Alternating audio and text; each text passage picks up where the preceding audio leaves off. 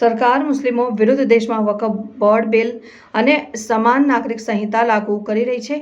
કચ્છમાં એસડીપીઆઈના આગેવાન રોશન અલી સાંઘાણીની આગેવાનીમાં લોકશાહી ઢબે વિરોધ કરવામાં આવ્યો. ભાજપ સરકાર દેશમાં મુસ્લિમ સમાજના નિયમ વિરુદ્ધ વકફ બોર્ડ બિલ અને સમાન નાગરિક સંહિતા લાગુ કરી રહી છે અને કચ્છ જિલ્લામાં પણ મુસ્લિમ સમાજ દ્વારા વિરોધ નોંધવામાં આવ્યો.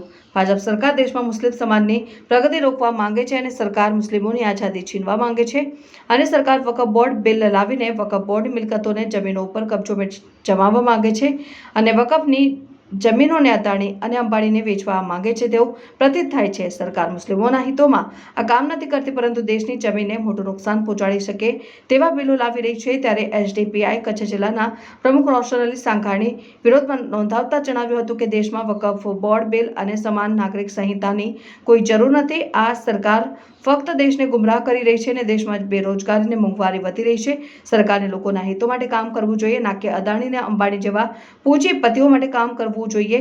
સરકાર લોનના કરોડો રૂપિયા અદાણી અને અંબાણીને માફ કરી દીધા છે પરંતુ દેશના યુવાઓને રોજગાર આપવા કોઈ યોજનાઓ અમલમાં નથી. ત્યારે વિરોધ કરતા જણાવ્યું હતું કે આવનારા દિવસોમાં સરકાર આ બિલોને રદ નહીં કરે તો સમગ્ર દેશમાં સંવિધાનના નિયમો મુજબ તમામ જિલ્લાઓમાં ગાંધીજીના માર્ગે વિરોધ કરવામાં આવશે, જેની સંપૂર્ણ જવાબદારી સરકારની રહેશે. જેની સાથે એસડીપીઆઈ કચ્છ જિલ્લાના પ્રમુખ રોશન અલી સાંઘાણી અને મુસ્લિમ સમાજના આગેવાનો સૈયદ સાદાત યુવાઓ દ્વારા સરકાર પાસે માંગ કરતા જણાવ્યું હતું કે દેશમાં તાત્કાલિક ધોરણે વકફ બોર્ડ બિલ અને સમાન નાગરિક સંહિતાને રદ કરવામાં આવે અને મુસ્લિમ સમાજના નામે દેશમાં ભાગલા પાડવાનું બંધ કરવામાં આવે તેવી માંગ કરવામાં આવી. જય ભારત, જય સંવિધાન. મારું નામ રોશન અલી સાંધાણી. અમે આજે જે વકફ બોર્ડનો જે કાયદો સરકાર હાલમાં લાવી છે એ કાયદાનો બિલ જે ગઈકાલે સંસદમાં અને રાજ્યસભામાં જે પસાર કરવાનો જે એણે નિર્ણય લીધો છે, તો બીજી બાજુ અનેક પાર્ટીઓ પણ એનો વિરોધ પણ કર્યો છે. જ્યારે એવા જોવા જઈએ કે વકફનો કાયદાની કોઈ એવો બિલની જરૂર નથી, કારણ કે આ વકફ છે એક મુસ્લિમ સમાજની દીધેલી દાન થયેલી જમીન છે. જ્યારે આમાં કોઈ પણ ઇલીગલ તો કોઈ કામ થઈ નથી રહ્યા કે સરકાર એમાં ઇન્ટરફેર કરે. બીજી બાજુ એ કહેવા જઈએ કે મુસ્લિમ સમાજના કોઈ વકફ હોય એમની જે પ્રોપર્ટી છે એમાં કોઈ પણ ગેર મુસ્લિમનો એમાં સદસ્ય તરીકે રહેવું કે એમાં કોઈ નિમાવવું એ કોઈ જરૂરી નથી. કારણ કે બીજા પણ જે મંદિર છે, કોઈ બીજા ટ્રસ્ટ છે, એમાં કોઈ મુસ્લિમો નથી હોતા અને મુસ્લિમોને પણ નિમવામાં પણ નથી આવતા, તો પછી વકફમાં શું કરવા?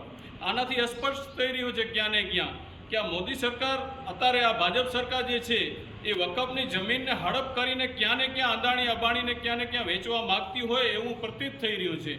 તો આ સમાનનો કાયદી વાત કરી રહ્યા છે. બીજી બાજુ યુનિફોર્મ સિવિલ કોડ યુસીસી જેને કહેવાય, તો એ પણ એ કહે છે તો બધા કાયદા ક્યારે એ 3 તલાક લઈ આવે છે, ક્યારે યુનિફોર્મ સિવિલ કોડ લઈ આવે છે. આ મુસ્લિમોને ક્યાં ને ક્યાં રંજાડવાની પૂરી કોશિશ થઈ રહી છે.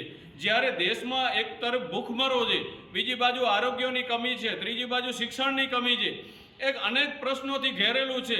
અત્યારે આપણે જોવા જઈએ તો દેશમાં એટલી તંગી છે ને જે નોકરીઓ માટે લોકો લાઈનોમાં ઊભા છે, આરોગ્યોની પણ હડતાલો ચાલુ છે, શિક્ષકોની હડતાલો ચાલુ છે. તેવામાં મુસ્લિમ સમાજને એક ટાર્ગેટ કરીને સરકાર બીજા મુદ્દાઓને ભટકાવવા માગી રહી છે એવું અમને લાગી રહ્યું છે. જેથી અમે આ કાયદાનો અમે સખ્ત વિરોધ કરી રહ્યા છીએ અને આવનારા દિવસોમાં પણ જરૂર પડશે તો અમે રોડ ઉપર પણ આંદોલન કરશું. જય હિન્દ, જય ભારત, જય સંવિધાન.